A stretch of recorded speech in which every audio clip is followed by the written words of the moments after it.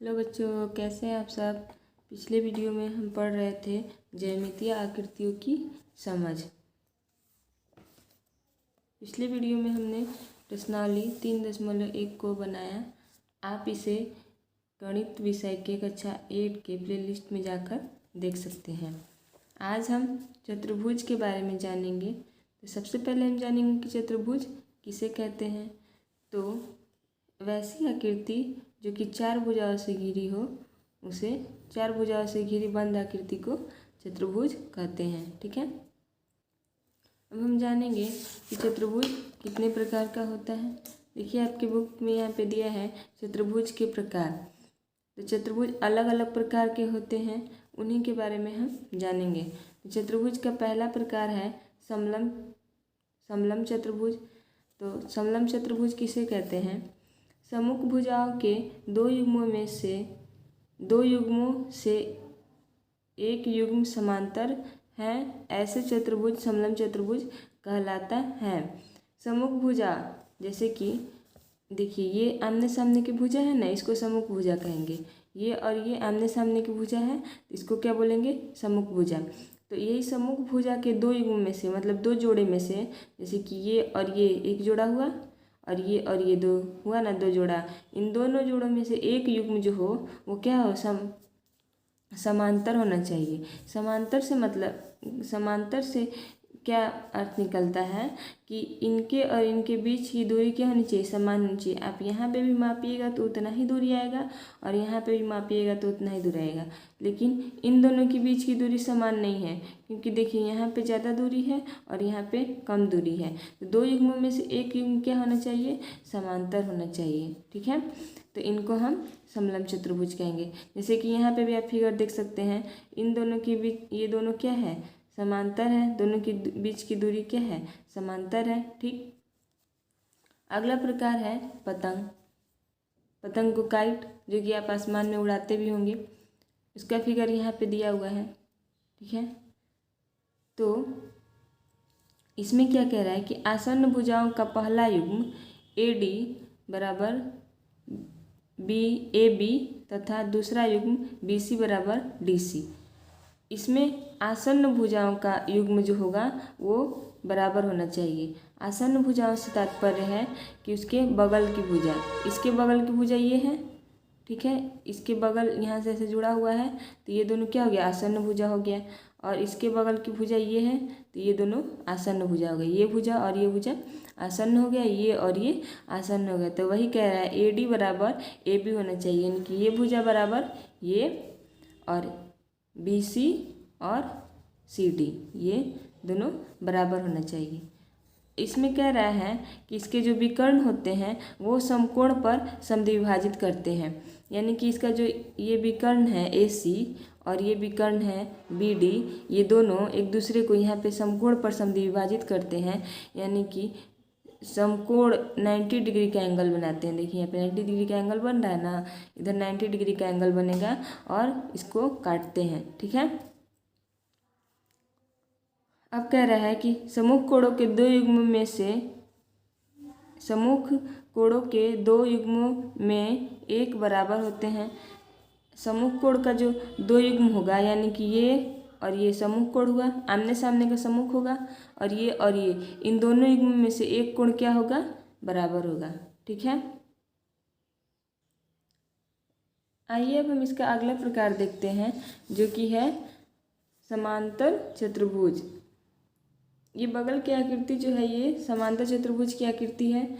समांतर चतुर्भुज क्या है कि चतुर्भुज की आमने सामने की भुजाएं, यानी कि सम्मुख भुजाओं के दोनों जोड़े समांतर हैं।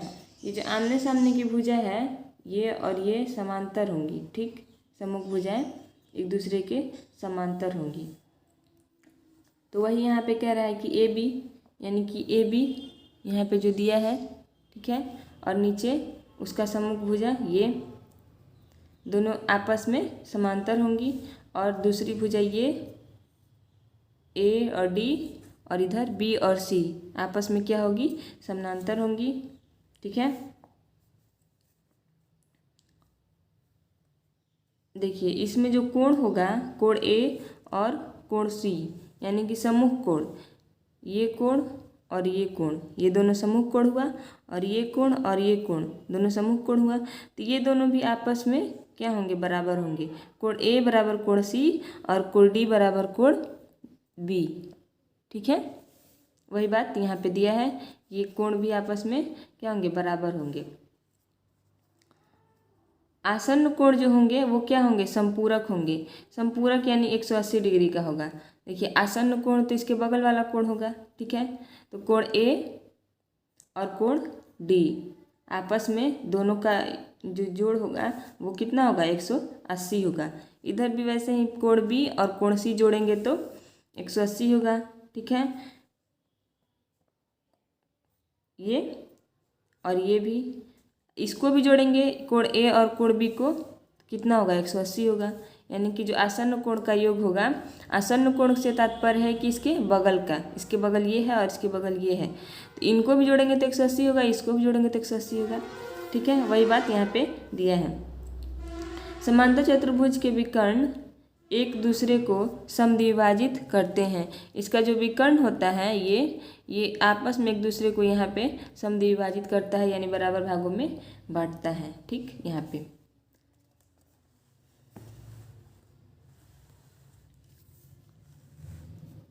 अगला प्रकार दिया है आपका यहाँ पे समचतुर्भुज। समचतुर्भुज का फिगर यहाँ पे दिया है, आप इसको देख सकते हैं। यह है समचतुर्भुज। ऐसे चतुर्भुज जिसकी सभी भुजाएं समान लंबाई की हो वह समचतुर्भुज कहलाता है। समचतुर्भुज, सम मतलब बराबर और चतुर्भुज मतलब बराबर लंबाई की चारों भुजाएं हो, उसको क्या बोलेंगे, समचतुर्भुज बोलेंगे। तो वही यहाँ पे, और फिर यहाँ पे बोल रहा है समचतुर्भुज के सम्मुख कोण भी बराबर होते हैं। सम्मुख कोण यानी कि आमने सामने का कोण, तो ये आपस में क्या होते हैं, बराबर होते हैं। कोण ए बराबर कोण सी और कोण डी बराबर कोण बी यहाँ पे दिया है। ठीक है, इसमें सम्मुख भुजा का एक युग्म ए बी और सी डी तथा दूसरा युग्म इतना आपस में क्या होते हैं, समानांतर होते हैं। यानी कि ये सम्मुख भुजा है, आमने सामने की भुजा, ये आपस में समानांतर होते हैं। ठीक है, और यहाँ पे कोण ए और कोण बी 180 होगा। ठीक है, आसन्न कोण जो होगा, आसन्न कोण का योग 180 होगा। पीछे भी हमने पीछे वाले में भी देखा था कि आसन्न कोण का योग कितना होता है, 180 होता है। और समचतुर्भुज के जो विकर्ण होते हैं ये एक दूसरे को समकोण पर समद्विभाजित करते हैं। यानी कि इसके जो विकर्ण होंगे तो बराबर भागों में बांटेंगे ही इसको, लेकिन 90 डिग्री का एंगल बनेगा यहाँ पे। ठीक है, समकोण पर इसको बराबर भागों में विभाजित करते हैं। अगला प्रकार दिया है आपकी पुस्तक में आयत। देखिए यहाँ पे जो फिगर है ये आयत है। ठीक है, अब हम जानेंगे कि आयत किसे कहते हैं। ऐसा चतुर्भुज जिसकी सम्मुख भुजा बराबर हो तथा प्रत्येक अंतःकोण समकोण हो आयत कहलाता है। ऐसा चतुर्भुज, ये एक चतुर्भुज है। ठीक, इसकी सम्मुख भुजा क्या होगी, आपस में बराबर होगी। सम्मुख भुजा जैसा कि हमने पीछे जाना कि आमने सामने की भुजा, ये भुजा और ये भुजा क्या होगी, आपस में बराबर होगी। यानी कि ए डी बराबर बी सी। ठीक है, और ये भुजा और ये भुजा सम्मुख भुजा हुई तो ये भी क्या होगी, आपस में बराबर होगी। भुजा ए बी और भुजा सी डी आपस में क्या होगी, बराबर होगी। और इसका जो अंतःकोण होगा, ये अंदर जो कोण बनेगा ये यहाँ पे 90 डिग्री का होगा, क्योंकि समकोण बोला है ना, समकोण मतलब 90 डिग्री, तो इसका सारा जो अंतःकोण होगा वो 90 डिग्री का होगा। ठीक है, वही बात यहाँ पे भी बोल रहा है कि ए बी और सी डी ये क्या है, आपस में बराबर है, यहाँ पे दिया है। और बी सी, ये बी और सी और डी और ए ये आपस में क्या होंगे, बराबर होंगे, ये और ये बराबर होंगे। ठीक है, और प्रत्येक अंतःकोण समकोण होगा तो ये 90 डिग्री का होगा सब। ठीक है, इसका जो विकर्ण होता है वो समान लंबाई का होता है। विकर्ण इसको बोलते हैं, ये विकर्ण है, शीर्ष रेखा जो शीर्ष को मिलाता है। ठीक, तो ये विकर्ण ए और सी की जो दूरी होगी, जो लंबाई होगी, वही दूरी लंबाई इसका भी होगा। ठीक, बी और डी का, ये दोनों क्या होंगे, समान लंबाई के होंगे। ठीक है, और इसका जो विकर्ण होता है एक दूसरे को समद्विभाजित करता है। यानी कि यहाँ पे जो विभाजित करेगा वो समद्विभाजित करेगा। सम मतलब बराबर भागों में, 2 भागों में इसको काटेगा। ठीक है, यहाँ पे अगला प्रकार दिया है वर्ग। ये जो फिगर है ये वर्ग का है, आपके पुस्तक में दिया होगा। देखिए, ऐसे चतुर्भुज जिसकी चारों भुजाएं बराबर हो तथा प्रत्येक अंतःकोण समकोण हो वर्ग कहलाता है। इसका क्या होगा, चारों भुजा क्या होगी, आपस में बराबर होगी, और जो अंतःकोण होगा यहाँ पे वो समकोण होगा, यानी कि 90 डिग्री का होगा। ठीक है, वही कह रहा है ए बी सी डी एक वर्ग है, यहाँ पे ए बी सी डी एक वर्ग है। ठीक है, इसकी चारों भुजाएं समान है, यहाँ पे दिया है, और अंतःकोण जो है वो 90 डिग्री का है। इसके जो विकर्ण होंगे वो समान लंबाई के होंगे, यानी कि ये बी और डी की लंबाई और ए और सी की लंबाई क्या होगी, बराबर होगी। दोनों विकर्ण, ये विकर्ण और ये विकर्ण दोनों बराबर लंबाई की होगी। और इसका विकर्ण जो होगा एक दूसरे को समकोण पर समद्विभाजित करेगा, यानी कि जो विकर्ण एक दूसरे को समद्विभाजित करेगा, बराबर भागों में बांटेगा, लेकिन यहाँ पे 90 डिग्री का कोण बनाएगा। ठीक है, समकोण पर समद्विभाजित करेगा। आइए हम प्रश्नावली का प्रश्न देखते हैं। प्रश्नावली का पहला प्रश्न है समलंब ए बी सी डी, जो कि यहाँ पे बना हुआ है। ये एक समलंब चतुर्भुज है। ठीक, इसमें कोण ए दिया है 100 और कोण बी कितना दिया है 110। तब शेष दोनों कोणों की माप क्या होगी, यानी कि इसका और इसका माप हमको ज्ञात करना है। ठीक है, देखिए यहाँ पे हमने एक समलंब चतुर्भुज बना लिया है, जिसमें कि कोण ए 100 और कोण बी 110 ऐसा ही प्रश्न में दिया है। ठीक है, और हमने यहाँ पे लिख लिया है कि ए बी सी डी क्या है, एक समलंब चतुर्भुज है। तो हम समलंब चतुर्भुज के गुण में पढ़ चुके थे कि समलंब चतुर्भुज की जो समांतर भुजाएं होती हैं, सम्मुख भुजाएं होती, सम्मुख भुजाओं के युग्म में से एक भुजा क्या होती है, समानांतर होती है। तो इसके सम्मुख भुजाओं का युग्म ये भी है और ये भी है। तो देखिए ये और ये क्या है, समानांतर है। तो हम इसको कह सकते हैं ऐसे, ए बी समानांतर सी और डी, ये होगा ना, दोनों आपस में समानांतर होगी। और हम ऐसा जानते हैं कि आसन्न कोणों का योग कितना होता है 180। तो ये और ये आसन्न कोण है, तो कोण ए जोड़ कोण डी बराबर कितना होगा 180 होगा। वहीं ये कोण बी और कोण सी भी आसन्न कोण है। कोण बी और कोण सी क्या है, आसन्न कोण है, तो इनका योग भी 180 होगा, क्योंकि हम जानते हैं कि आसन्न कोण ये दोनों क्या है, आसन्न कोण है, और आसन्न कोण का योग 180 होता है। तो देखिए ए का मान आप यहाँ से रख दीजिएगा, तो यहाँ से डी का मान निकल जाएगा, और वही बी का मान रखिएगा इसमें, तो सी का मान निकल जाएगा। आइए हम इसको बनाते हैं, कोण ए कोण डी बराबर 180। ठीक है, अब यहाँ पे हम कोण ए को तो कोण ए ही रहने देंगे, और डी के जगह पे कोण डी के जगह पे हम 100 रखेंगे यहाँ पे, क्योंकि कोण ए का मान ही दिया है। तो कोण ए के जगह पे हम 100 रखेंगे यहाँ पे, और जोड़ कोण डी, क्योंकि हमको ये निकालना है, बराबर 180। अब देखिए इसको उधर भेज देंगे तो कितना हो जाएगा आपका, कोण डी बराबर 180 में से 100 जाएगा तो 80, यानी कि कोण सी का मान आपका आ गया 80। ठीक है, वहीं इससे हम कोण सी का मान निकालेंगे।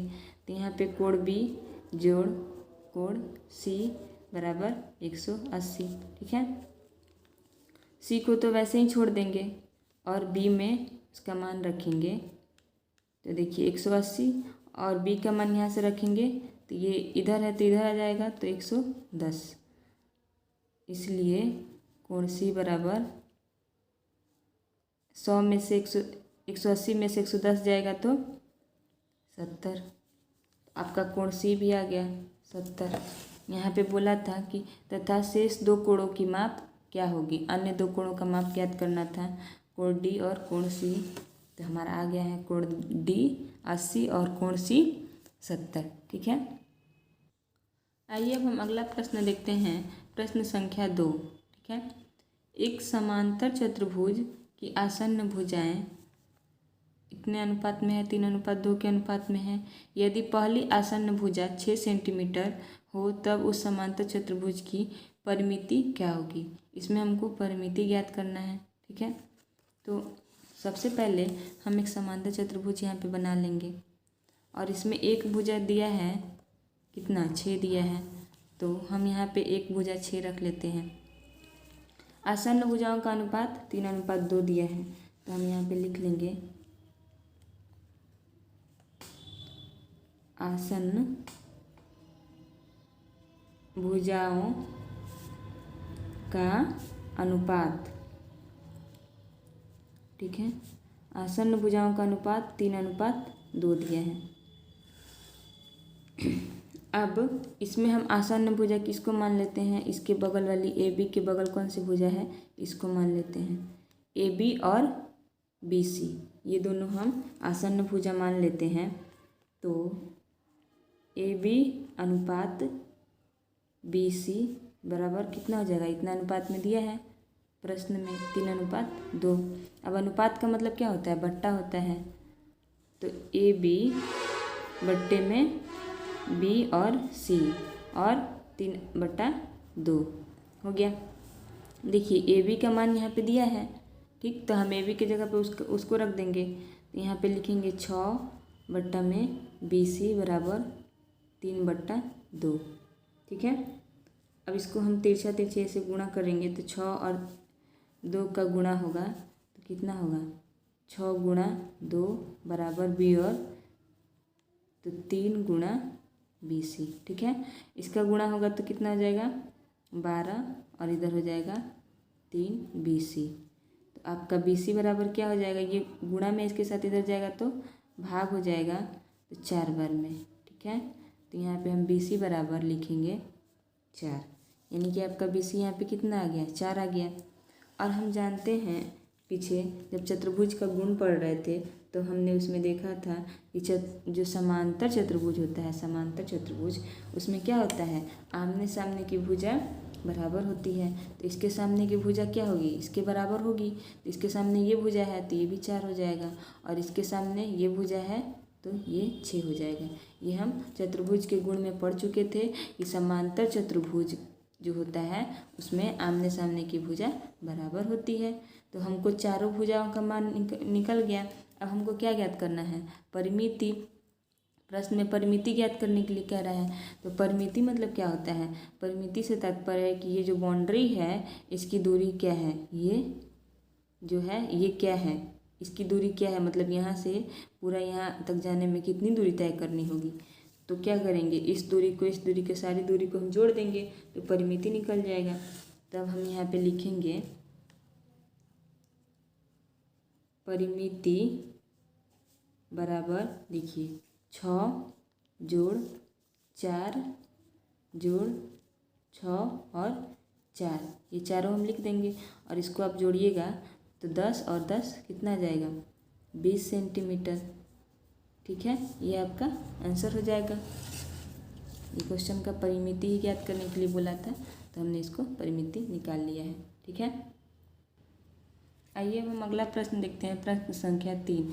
प्रश्न संख्या 3 है कि समांतर चतुर्भुज का एक कोण 120 है तो उसके बाकी तीनों कोणों की माप क्या होगी। एक समांतर चतुर्भुज है तो पहले हम समांतर चतुर्भुज का यहाँ पे फिगर ड्रॉ कर लेंगे और उसमें एक कोण दिया है कितना, 120। तो हम यहाँ पे एक कोण बना लेंगे 120। ये कोण ए हमारा कितना है, 120 है। तो उसके बाकी तीनों कोणों का माप ज्ञात करना है, यानी कि इस कोण का, इस कोण का और इस कोण का माप हमको ज्ञात करना है। ठीक है, तो कोण ए बराबर कितना हुआ, 120। एक कोण दिया है उसमें हम कोण ए मान लिए उसको। अब देखिए, हम जब समांतर चतुर्भुज के गुण पढ़ रहे थे तो हमने उसमें देखा था कि समांतर चतुर्भुज के जो समूह कोण होते हैं, यानी कि आमने सामने के कोण, वो क्या होते हैं, आपस में बराबर होते हैं। तो कोण ए बराबर कोण सी होगा और कोण बी बराबर कोण डी, कोण बी बराबर कोण डी ये होगा, क्योंकि समूह कोण क्या होते हैं, बराबर होते हैं। ये समूह कोण है और समूह कोण बराबर होते हैं, समांतर चतुर्भुज है ये। तो हमारा कोण ए दिया है तो कोण सी तो हो ही जाएगा, कितना 120 हो जाएगा, क्योंकि कोण ए बराबर कोण सी है। तो कोण सी बराबर कितना हो जाएगा, कोण ए का मान 120। तो यहाँ पे हम रख देंगे 120, कोण ए निकल गया। अब हम समांतर चतुर्भुज के गुण में पढ़े थे कि जो इसका आसन्न कोण होता है उसका योग क्या होता है, 180 होता है आसन्न कोणों का योग।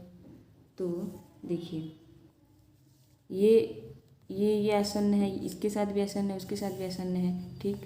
तो कोण ए जोड़ कोण डी बराबर कितना होगा, 180, क्योंकि आसन्न कोण का योग कितना होता है, 180 होता है। यह आसन्न कोण है और हम समचतुर्भुज के गुण में पढ़ चुके हैं। तो कोण ए का मान हम यहाँ पे रखेंगे, कोण डी इसको ऐसे ही लिख देंगे बराबर ए का मान रख 180 और ये इधर जोड़ में उधर जाएगा तो घटाव में माइनस 120, ठीक है। तो देखिए कोण डी बराबर कितना आ जाएगा, 60 हो जाएगा यहाँ पे, तो यहाँ पे 60 हो गया। और हम यहाँ पे देख चुके हैं कि सम्मुख कोण क्या होते हैं, आपस में बराबर होते हैं। तो कोण बी बराबर कोण डी होगा ना, कोण बी बराबर कोण डी। तो यहाँ पे डी का मान कितना है, 60, तो कोण बी बराबर भी 60 ही हो जाएगा। तो हम यहाँ पे कोण बी बराबर 60 कर देंगे, ठीक है। इसमें वही बोला था बाकी तीनों कोणों का माप ज्ञात करना, तो बाकी तीनों कोणों का माप निकल गया, ठीक है। आइए हम प्रश्नावली का अगला प्रश्न देखते हैं। प्रश्न संख्या 4, एक समचतुर्भुज के विकर्णों की लंबाई 6 मीटर और 8 मीटर है, तो उसके प्रत्येक भुजा की लंबाई क्या होगी। एक हम समचतुर्भुज यहाँ पे बना लेंगे, ठीक है। अब इसमें इसका जो विकर्ण है एक 6 और दूसरा विकर्ण कितना है 8, ठीक है, वो हम यहाँ पे ड्रॉ कर लेंगे।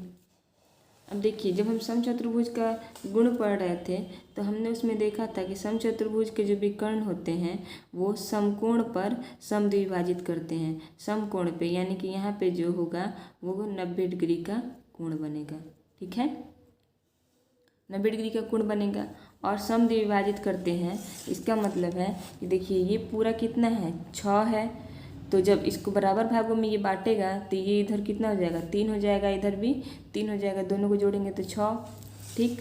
और ये 8 है तो यहाँ पे समद्विभाजित करेगा तो इधर 4 हो जाएगा और इधर 4 हो जाएगा, ठीक है। अब इतने से भाग को हम इसको ऐसे निकाल लेंगे बाहर, ठीक। तो इसको हम बाहर इतने से भाग को सिर्फ ये यहाँ से ऐसे और इसको बाहर निकालेंगे, ठीक है। इसमें हमको भुजा की लंबाई ज्ञात करनी है, ये भुजा की, तो इसीलिए हम इसको बाहर निकालेंगे इतना सा। देखिए यहाँ ऐसे हो गया, ठीक। ये आपका बी हो गया और ये सी हो गया और यहाँ पे हम एक ओ बिंदु मान लेते हैं, तो यहाँ पे ओ हो गया। यहाँ पे कितना 90 डिग्री का कोण बन रहा है यहाँ पे, तो यहाँ पे 90 डिग्री का कोण हो जाएगा और ये 4 और नीचे 3, ठीक है। ये भुजा हमको नहीं पता है, इसे हम निकालना है, ठीक। आप एक पाइथागोरस परिमेय पढ़े होंगे। पाइथागोरस परिमेय में क्या होता है कि ये एक समकोण त्रिभुज हो गया, ठीक। समकोण त्रिभुज में पाइथागोरस परिमेय लगता है कि कर्ण स्क्वायर बराबर लंब स्क्वायर प्लस आधार स्क्वायर, ठीक है। कर्ण स्क्वायर बराबर लंब स्क्वायर प्लस आधार स्क्वायर होता है, ठीक। तो ये कर्ण हो गया, यहाँ पे सबसे बड़ी भुजा है तो ये आपका कर्ण हो गया। तो हम कर्ण के जगह पे लिख देंगे BC का स्क्वायर और लंब और आधार, तो इन दोनों में से एक लंब हो जाएगा और एक आधार हो जाएगा। तो हम लंब इसको कर देते हैं OB का स्क्वायर और आधार हम इसको कर देते हैं OC, तो जोड़ OC का स्क्वायर, ठीक है। अब देखिए ये स्क्वायर है, उधर जाएगा तो रूट हो जाएगा, तो यहाँ पे आपका BC बराबर, इसमें O और B का मान क्या है 4, तो हम 4 का स्क्वायर कर देंगे, जोड़ O और C का मान 3, तो हम 3 का स्क्वायर कर देंगे। ये स्क्वायर है, इधर आएगा तो रूट हो जाएगा, ठीक है। अब देखिए BC बराबर 4 का स्क्वायर कीजिएगा तो 16 और 3 का स्क्वायर कीजिएगा तो 9। इन दोनों को जोड़िएगा तो आपका आएगा 25 और 25 का रूट निकालिएगा तो 5, यानी कि BC बराबर कितना मिल गया हमको 5। तो ये कैसा चतुर्भुज है, समचतुर्भुज है। ठीक, और समचतुर्भुज में हम जानते हैं कि इसकी चारों भुजाएं क्या होती हैं, बराबर होती है। तो जब पहला भुजा 5 आया तो ये भी 5 हो जाएगा, ये भी 5 हो जाएगा, ये भी 5 हो जाएगा। तो इसका प्रत्येक भुजा क्या होगा,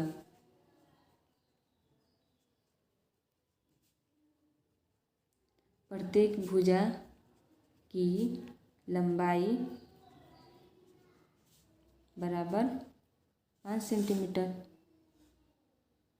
सॉरी 5 मीटर होगा, सेंटीमीटर नहीं होगा, 5 मीटर, क्योंकि यहाँ पे मीटर में दिया है तो 5 मीटर। ठीक है, आइए अब हम अगला प्रश्न देखते हैं, प्रश्न संख्या 5। ठीक है, एक आयत और एक समांतर चतुर्भुज में क्या समानता और क्या अंतर है। तो पहले तो हम एक आयत बना लेंगे। ठीक है, ये आपका एक आयत हो गया, यहाँ पे 90 डिग्री का कोण बनता है। ठीक, और यहाँ पे एक समांतर चतुर्भुज बना लेंगे। ठीक है, ये एक समांतर चतुर्भुज हो गया और ये एक आयत हो गया। अब इसमें समानता और अंतर, समानता और अंतर बताना है। तो देखिए इसमें समानता क्या है कि इसका जो विकर्ण होगा, ये दोनों का विकर्ण वो एक दूसरे को समद्विभाजित करेगा, दोनों का विकर्ण एक दूसरे को समद्विभाजित करेगा। ठीक है, और आमने सामने की भुजा इसकी क्या होती है, बराबर होती है, इसकी भी आमने सामने की भुजा बराबर होती है। ये दोनों तो इसमें समानता हो गया।